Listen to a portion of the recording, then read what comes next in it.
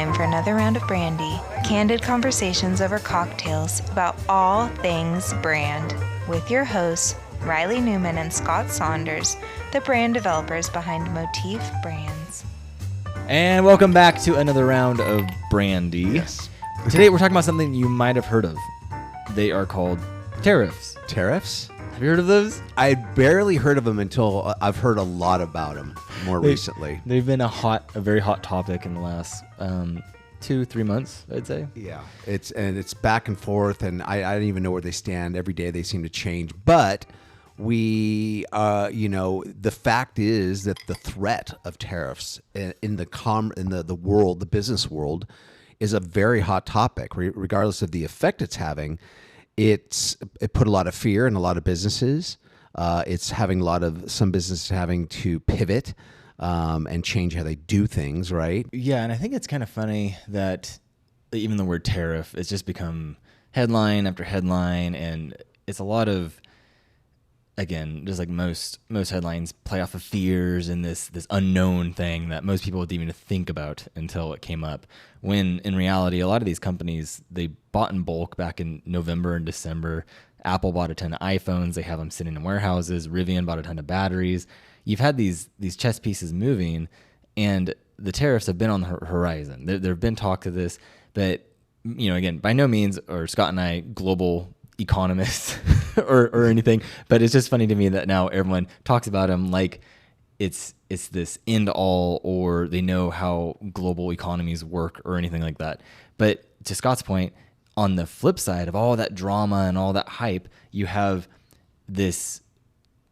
It's almost a pacifier of a word or of a phrase to say, USA made or made in America, and it's kind of like, okay, what does that mean? Because that can mean different things to different people, but also that's not an easy, I guess, out to actually going, no, this is actually higher quality, or is it, what exactly does that define? And so I think, again, the heuristic that's being leveraged here, and the heuristic of being a shortcut, is that USA made, American made used to mean higher quality, used to mean, now I think it's signaling no tariffs. Yeah, now it's no price it's increase cost because savings. we're made in America, so it won't affect us. Well, and you know how we feel about anything that is messaging or anything about price and savings and kind of more economic messaging. It's a short-term solution. It always is, and it always comes around and ends with getting the brand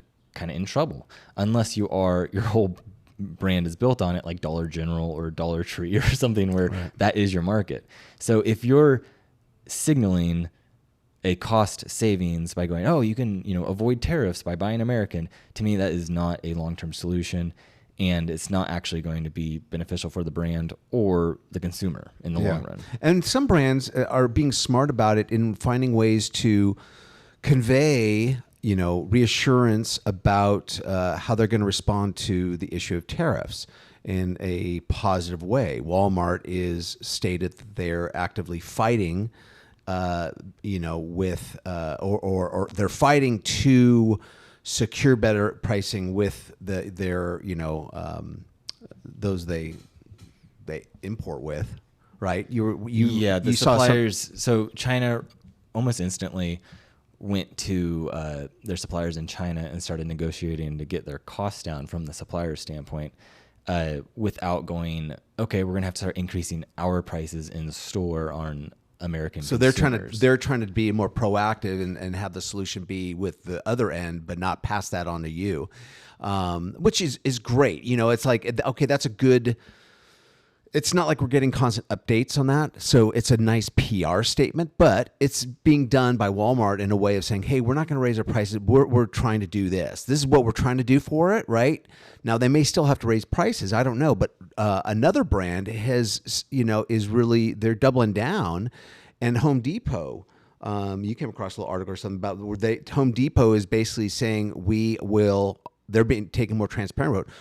We are not going to be raising our prices regardless. Now, they will be hit with some of those tariffs, but they're saying we're going to absorb that.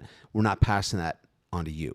So and that is something that is the brand. They're doubling down because now they are really leveraging the trust that the consumer has with the brand, so that, hey, they can be held accountable to what their claim is.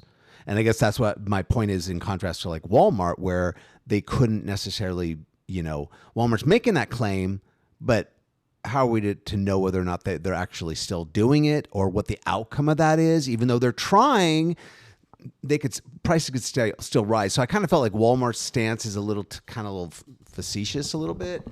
Whereas like Home Depot's route is like, they're like, no, hey, we're not going to do this.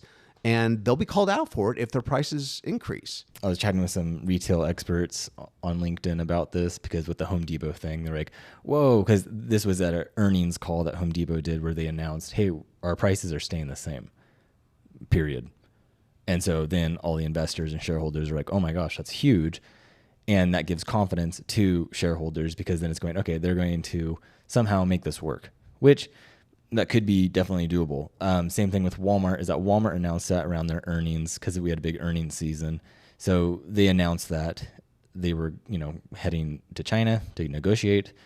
And Walmart is the world's largest retailer, so they do have the weight. They're kind of the gorilla in the room, and Amazon is quickly catching up to them, but Walmart still is the gorilla with the King Kong, the real estate as well. Yeah, they are very, very big. So with that said, you do have this little bit of theater happening where during these earnings call, you have some kind of peacocking to give shareholders peace of mind, and to kind of calm the market a little so that their share price doesn't drop. So as I was talking to these retail experts, they were like, okay, there's no way Home Depot can do this because their profit margin is, X%. They're going to lose this much on tariffs if they were to eat it.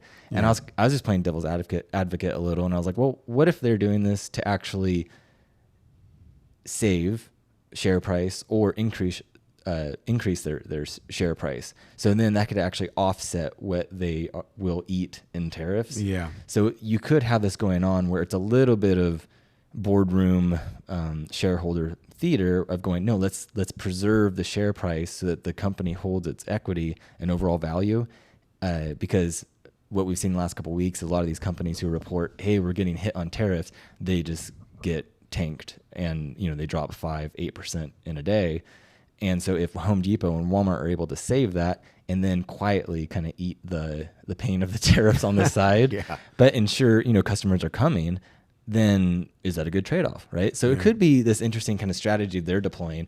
But to Scott's point, I do like that they are actually standing for what they preach. Like, even they're making a claim, they got to stand by it now, right? And even Walmart, because their whole thing is save more, live better, right? Is that their So it's all about cost savings. It's all about saving your money and all that, and so them going to go fight for their customers, whether that is theater or not, it's a great kind of reinforcement of their brand position. Same thing with Home Depot. It's like Home Depot serves the contractors and the DIY, people at their homes, but them going, no, we're not raising prices. We're staying the same.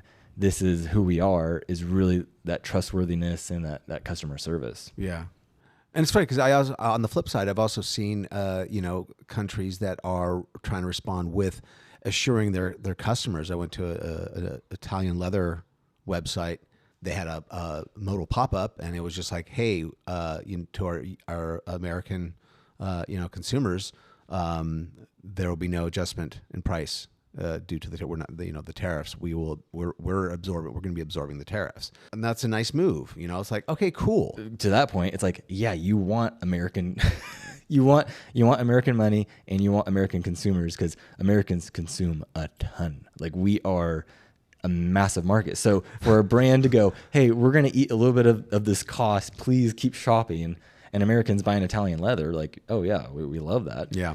It makes sense. And so I feel like that's a really good move on their part. But I think bottom line, what this touches on for branding in general for me is the issue of trust, and how to lean into trust, because trust also, it sets up, trust is like setting up expectations for the consumer of how they're going to engage with the brand, right?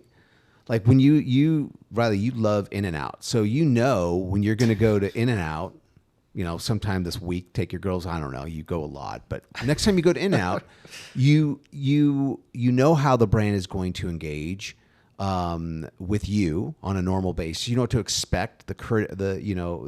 Engaging, placing your order. You know if something's not right. You know how they'll pivot. They'll make it right for you. You know how the cleanliness of the place is going to be. You know what to expect. Like we talked about before, it's like expectations and experience can help build this relationship and the trust that's there. Just like with a friend or a spouse or anyone, it's like you build that relationship and there's trust there. But an important factor of that trust, of that relationship, is the predictability of it. And again, going back to our biology, is like we want to reduce the amount of unknown variables, because unknown variables equals risk, that equals danger. And so if we can go, oh, I can count on Scott, or I can count on, this person, I know how they will react in the future, how they will respond, how they'll behave. That's a lot. You can trust that there's less risk in that. You know how, they'll probably talk to me this way or respond this way. And same thing with the brand is like, if I go to In-N-Out, I know the quality is going to be great. I know it's going to be consistent. I know that if something happens or whatever it is, I know how they'll behave and they'll be on my side of it. Just like, Disneyland. It's like if something happens at Disneyland, they're usually on your side of it. Well, and even like when we move into a first-time brand engagement with a zero trust, we'd have to call it blind trust, right? I mean, I'm going to throw my money down on this meal at this new restaurant. I'm hoping I'm going to enjoy it. I'm hoping I'm not going to regret it, right? And you have that expectation whether it's met or not. And then now you start to build on experiential trust that's developed over time. And I think so there's that element of blind trust, which I think speaks into why things like, if you're going to go buy a new product, you probably look at the reviews. You probably read some of the reviews. Oh, there was 2 negative ones. I'm going to read those and see, was it they just got a bad product, or this person's like a little too, like they're a little off their rocker. There was no reason to. They're writing in all caps. Yeah, or it was like just some stupid thing. Like you shouldn't. Well, no, duh. You knew what you were getting when you ordered it. Why are you? Had nothing. I to put do the with, lotion in my eyes and it burned. Exactly. Yeah. So I don't know. I think that but ways that, going back to this whole thing with tariffs, how is your brand responding to the issue of tariffs, the issue of price increase, or the impact it's going to have on your audience or your customers, and how are you responding? How are you pivoting? And for example, it's like Walmart being the $600 billion Goliath that it is, and them pushing savings and cost savings and all this on their audience. Then if they then change that narrative and start raising their prices, that doesn't make sense, right? So they almost have no choice but to either still be the low price leader. Yeah, they have to. Like they literally have no choice, or they're going to really hurt their position in the market. And someone like Walmart knows that is very important. So they are going to do everything possible to protect that. Yeah. Because again, Amazon's on their tail and catching up. Right. So they need to protect that. And if there's no way that you can manage, right? If you still got to do business. So if there's no way that you can manage the issue of tariffs, then find ways to add more perceived value to them, right? Like it's bugging me right now that food packaging, right? Not only is the price going up, but the quantity is shrinking, right? In the portions, the ounces, subtly. Yeah. But if you have to raise your prices, if it feels like if the price were just going up, but I was still getting the same amount, I wouldn't feel as cheated. But just find ways that you can increase the value if you have to increase the price. I don't feel like that this should be something that you only think about when something like tariffs happen. Is that if you any company, if you look at what they're doing, especially the big companies like like Starbucks. Starbucks saw that the coffee bean price was going to up. This is a couple years back. The cost of coffee beans was going to shoot through the roof because they're dealing with a commodity market. And so you have these fluctuations based off seasons and harvest. So Starbucks went ahead and bought a ton of coffee beans ahead of this forecast. And that saved them tons and tons. And they didn't have to increase the cost of their drinks any more than what they're gradually increasing it anyways.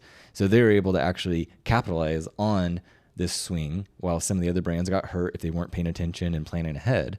And so I think brands should always be looking ahead, and like Scott said, is like always looking for ways to increase the perceived value and packing that in, because it's like it's not just about that immediate transaction and just selling what it is, but it's like, no, if you can pack in more value and keep adding on to it and planning ahead where you can reduce costs or maybe buy in bulk or do these things, it's like, yeah, do those things, because these things are always happening. This is why if you look at the bottom of your peanut butter, there's a dimple in the bottom of the peanut butter, like the jars, is because peanut butter, big peanut butter, they decided a long time ago, hey, we need to increase the price of peanut butter, but people will stop buying it because it's going to be too expensive. So what they do is that they revise the container to have a dimple in the bottom. So the volume looks the same, but they're reducing the amount of peanut butter per container by subtracting it from the bottom of the canister. Buying like a donut-shaped can. It's like... That's essentially what's happening. So it's like, I think, and that's the whole shrinkflation, that's been going on for a good 5-6 years now. And it's these companies plan this out over time. And I forgot this other one that I was recently learning about. And what they did, they just slowly took out a little bit of the product, little by little, over the years. One potato chip at a time. No, seriously, it was something like that, where it was just like this slow reduction. And over time, it just and increase the amount of the insulated air inside the bag or whatever. That's something I hate buying chips now. But I think it's like, again, going back to when you do this as a company, as a brand, thinking about going, yes, there are fluctuations in the market, and it's better to play offense, be on your toes, and be thinking of ways to increase perceived value and protect your bottom line, but also looking at the trust factor and going, what can we do that's going to actually reinforce that? Honestly, the whole peanut butter thing, that leaves a bad taste in my mouth. But I love peanut butter, so I'll keep eating peanut butter. But it's like little things like that, or when toothpaste wasn't selling enough, so they increased the hole on toothpaste by like 10%, and that increased sales because people were putting out more toothpaste. So it's like some of those little tricky things I'm not a fan of, but you do need to look at going, how do we, on the good side of it, how do we increase the perceived value so that when someone, or when these costs do come around, we're not going, oh, surprise, there's actually, we need to raise our prices because of tariffs. And I think that's the worst play right now, honestly. That's the one thing that I think is biting a lot of brands, is that they're just throwing their hands up and going, okay, prices are going up because of tariffs, sorry. And then they end it. And it's kind of like, I'm not going to allow it to affect my bottom line as business.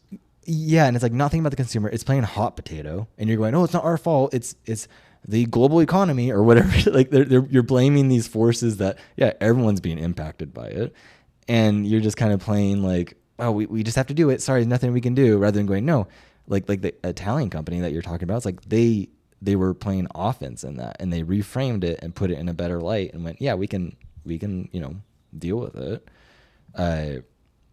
But also to Scott's point, it's like, no, maybe there's a way you could increase the perceived value of going, let's maybe package it a little differently, or maybe add more to it so that we can pad in more margin to make up for the tariffs. Yeah. So obviously we've talked about a bunch of different options of how to respond as a business during this time with tariffs, and whatever choice works best for you. But just remember that while your business and brand might just be doing what it needs to do to survive, it's an opportunity for other brands, maybe your competing brands, to surpass you, because they're finding ways to really capitalize on strengthening the level of trust they have with the consumers, being transparent, being sacrificial, perhaps. So just keep all that in mind as, we're all of us are wading through this ocean of, tariffs. And kind of like we always say on other episodes, it's like the experience and all these little moments that you have day in and day out with your customers, like those are moments to build trust.